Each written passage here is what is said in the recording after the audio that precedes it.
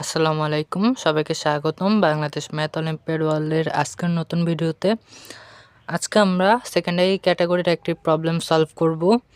এটি রিজনালের একটি প্রবলেম। তোমরা যারা এটি নিজে থেকে সমাধানের চেষ্টা করতে চাও তারা চাইলে ভিডিওটা পজ করে প্রবলেমটা সলিউশনের চেষ্টা করতে পারো। আমরা ডাইরেক্ট প্রবলেমটা সলিউশন করা শুরু করব।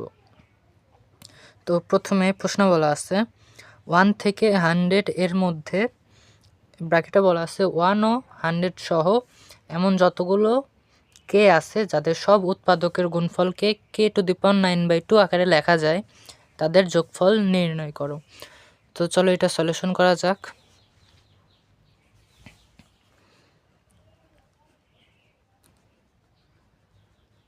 দেখো আমাদের কিন্তু প্রশ্নে বলছে যে সংখ্যাটা হবে কে, তাহলে কে, আর বলছে 1 থেকে 100 এর মধ্যে 1 এবং 100 সহ, তাহলে greater than or equals to 1, less than or equals to 100। আরেকটা জিনিস বলা আছে যে এটার সব উৎপাদককে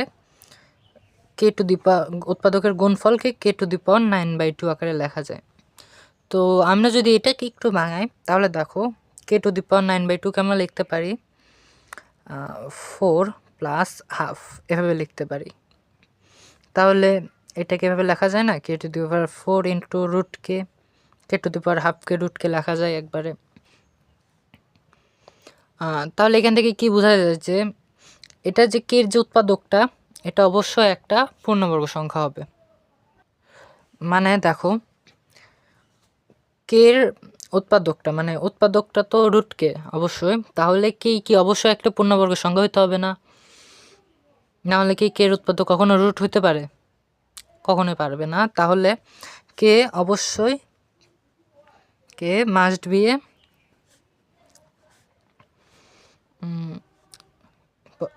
পারফেক্ট স্কোয়ার। আচ্ছা, তো আরেকটা জিনিস দেখো, ধরো কোনো একটা সংখ্যা যেমন 12, এটা উৎপাদক কী হতে পারে? 1 × 12, 2 × 6, 3 × 4, এই কয়টা উৎপাদক আছে দেখো তো।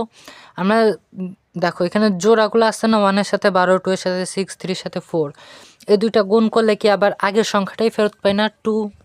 তাহলে অবশ্যই প্রত্যেকটা সংখ্যা উৎপাদক কি 1 × 2 × 3 × 4 × 6, এর উৎপাদকগুলো যদি আমরা যোগ করি তাহলে কিন্তু দেখো আমরা আগেরটাই ফেরত পাই, মানে যতগুলো উৎপাদক তত পাওয়ার উপরে আসবে। এটাকে লেখা যায় দেখো 12 × 12 × 12, মানে 12 কিউব। এটার উৎপাদক ছিল 6টা